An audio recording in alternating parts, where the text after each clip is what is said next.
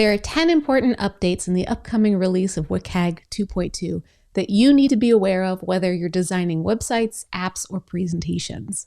The next version of WCAG is due to release in April 2023, or so that's what the rumor is. So let's get started.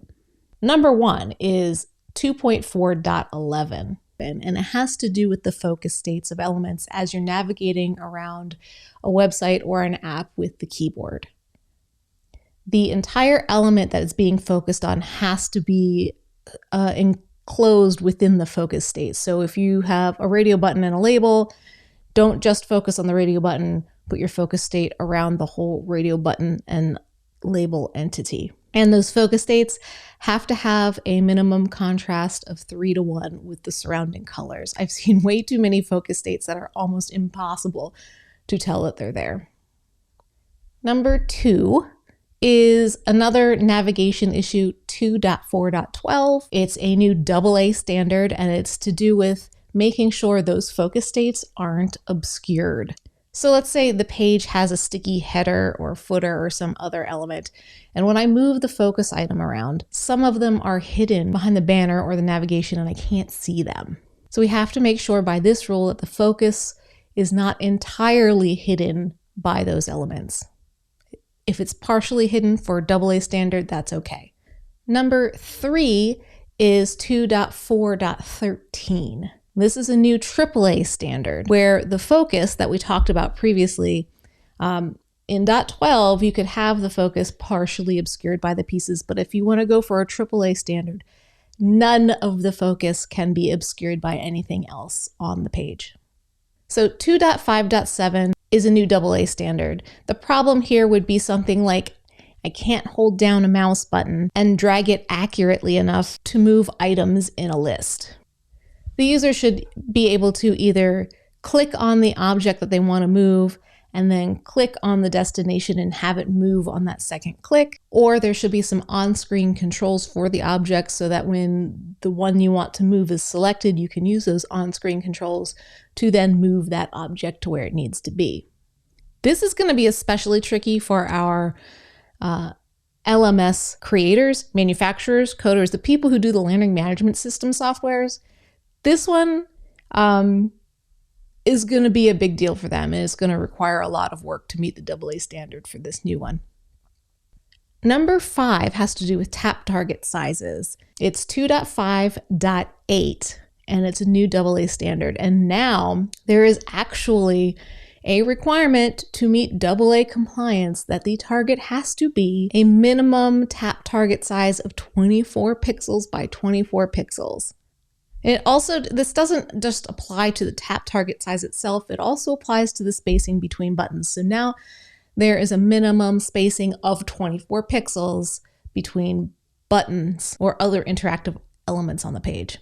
This is just to make sure we're accounting for fat thumb and fat finger syndrome. Number 6 has to do with predictability and being consistent, which is something I talk to a lot of people on a regular basis about. This one is 3.2.6, and it's actually surrounding specifically help. So you have to have a consistent place for help to be.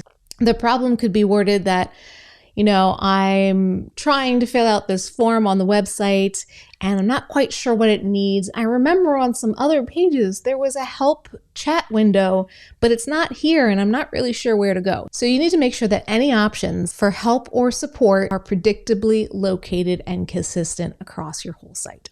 Number 7, 3.3.7 requires website to actually have a "Did you forget your password" link.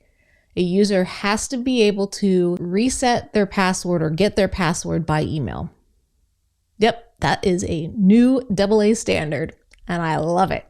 Now, there are exceptions, and that is you have to have that link unless the authentication process includes one of these things.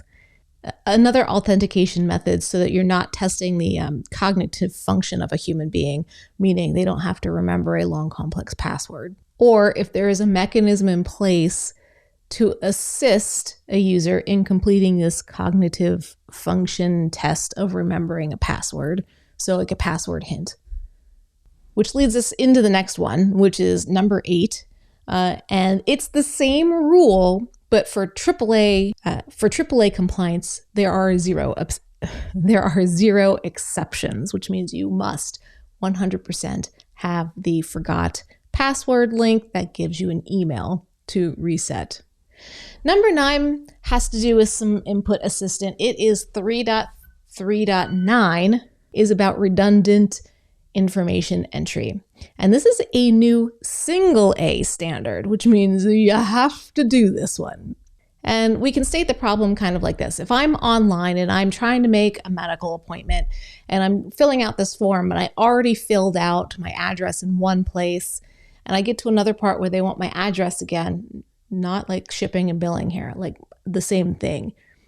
You can't make them retype the same thing. You have to use, code to be able to pull the information they've already entered and pre-populate those other fields.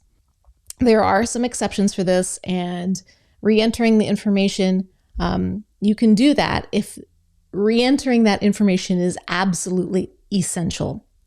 Confirming a password could be an example. A lot of financial transaction kind of things require you to enter in a bank account number twice. Another exception is that if the information that you're requiring them to type again ensures the security of the content, that's okay. Or if the previously entered information is not valid anymore, then yes, ask them to enter the information into the fields. Number 10, I'm going to leave you off easy on this one. It's an update, but it's not a new thing. They actually took one away, which is kind of cool. It is 4.1.1 is now obsolete and they're taking it out. And it had to do with assistive technology being unable to parse HTML and all this other stuff. But those problems actually don't exist anymore. So they finally took that one out. Yay, one less to remember. So what does this mean for you? As we make our content more accessible, we need to really take a look at the platforms we're using, especially learning management system. If you're a company that makes that software, you already have a ton of issues. And now you're going to have more. Web and app, a lot of these are really important for that. Presentations, Word docs, PDFs, things like that. A lot of this won't apply. The tap target, 100% yes, will apply. That's a big one. The consistent help would actually probably be important for anybody who is working in a presentation software and the end product goes to a kiosk where people come up and touch things and they will need help eventually, I'm sure. So building in your help into that presentation deck in a consistently present and a consistently located manner is important to remember. The buttons are so close to each other I can't tap them. That goes along with those tap targets. You need to have space between the links or the buttons or whatever you're interacting with at a kiosk. So presentation people, you'll need to know that. So there you go, 10 new updates to the upcoming release of WCAG guidelines 2.2 next month, April 2023. I hope you found it useful. Now go forth and design accessibly.